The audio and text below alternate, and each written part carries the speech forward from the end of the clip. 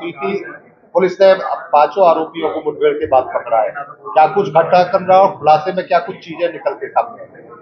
देखिए, दिनांक 30/11/2023 को थाना ट्रोनिका सिटी पे इस तरह की सूचना प्राप्त हुई थी, जिसमें कि घटनाक्रम इस प्रकार से बताया गया था कि पीड़िता जो कि 23 वर्षीय उम्र की युवती है, उसकी सहेली और उसकी सहेली का एक पुरुष मित्र, ये तीनों जब ये दोनों लड़कियां जब फैक्ट्री से काम करके निकली थी, तो इनका जो पुरुष मित्र है वो स्कूटी सिखाने के लिए इनको वहाँ से पास एक सुनसान रोड पे ये लोग गए हुए थे, जिसमें से कि पीड़िता और उसकी सहेली स्कूटी पर और उसका जो पुरुष मित्र है वो एक बाइक से गए हुए थे। तो उस जगह पे ये तीनों लोग खड़े थे, जिसमें कि पीड़िता अलग थी और पीड़िता की सहेली और उसका दोस्त एक साथ थे। इसी बीच वहाँ पे तीन लोग जो कि पास के झाड़ियों में खड़े थे, एक व्यक्ति ने पीड़िता को कब्जे में लिया और बाकी दोनों ने इसकी सहेली और उसके पुरुष मित्र को कब्जे में लिया। इसके पश्चात ये अभियुक्त, जिसका नाम इमरान है, इसने पीड़िता के साथ गलत कार्य किया।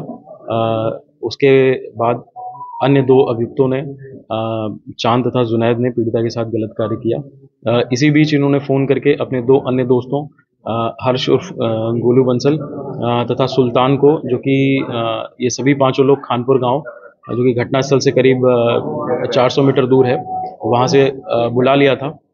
और जैसे ही ये दोनों अभियुक्त हर्ष और सुल्तान पीड़िता के पास गलत कार्य करने के लिए पहुंचे थे, तो पूछताछ में इन्होंने बताया है कि वहाँ पास में एक प्राइवेट कार आके रुकी थी, जिसको देख करके डर गए थे और सभी लोग वहाँ से भाग गए थे। इसके बाद दूसरी जो लड़की थी उसके साथ गलत कार्य क्यों नहीं किया गया, उसके पीछे क्या वजह रही थी, इसके बारे में थोड़ा बता दीजिए। देखिए, पूछताछ में प्रकाश में आया है कि ये जो एक अभियुक्त जो सबसे पहले पीड़िता की सहेली के साथ खड़ा था, उसने उसकी कास्ट पूछी थी। तो जब उसने ये बताया था कि वो मुस्लिम संप्रदाय से है, तो इस लड़के ने बाकी लोगों को ये बताया था कि मैं इस लड़की को जानता हूँ, इसके साथ कोई कुछ नहीं होना चाहिए।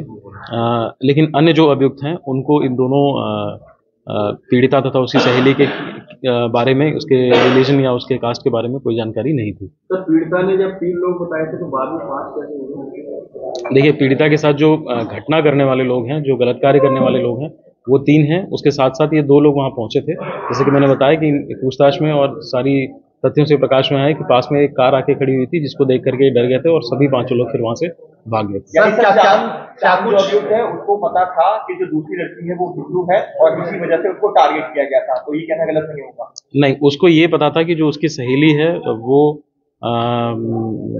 उसका रिलीजन मुस्लिम है। उसको बाकियों के बारे में नहीं पता, उसको दूसरी लड़की के बारे में नहीं पता था, और इसके साथ साथ बाकी और अन्य अभियुक्तों को इन दोनों के किसी के रिलीजन के बारे में नहीं पता था। सर, क्या कुछ नहीं, ये चांद ने उससे पूछा था। क्या दूसरी लड़की से नहीं पूछा गया था?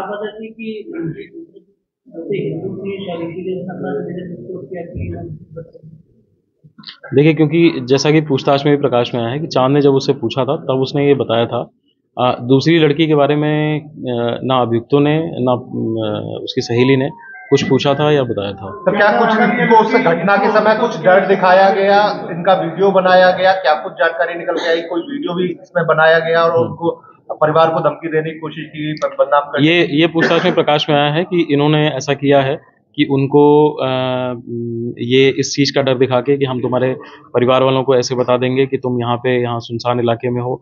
उसके साथ साथ इनका कहना है कि जो इनकी गाड़ी की चाबी थी, एक स्कूटी की और एक जो लड़के की गाड़ी की चाबी थी, उसका भय दिखा करके भी इनको कब्जे में किया गया था। सर, किस तरीके से ये सारा मामला खुला और पुलिस पहले आरोपी तक कैसे पहुंची, उसके बाद मुठभेड़ के बाद लगातार दूसरे आरोपियों को भी पकड़ा? देखिए, इस पूरे घटनाक्रम को लेकर बड़ी संवेदनशीलता से, तत्परता से कार्रवाई की जा रही थी।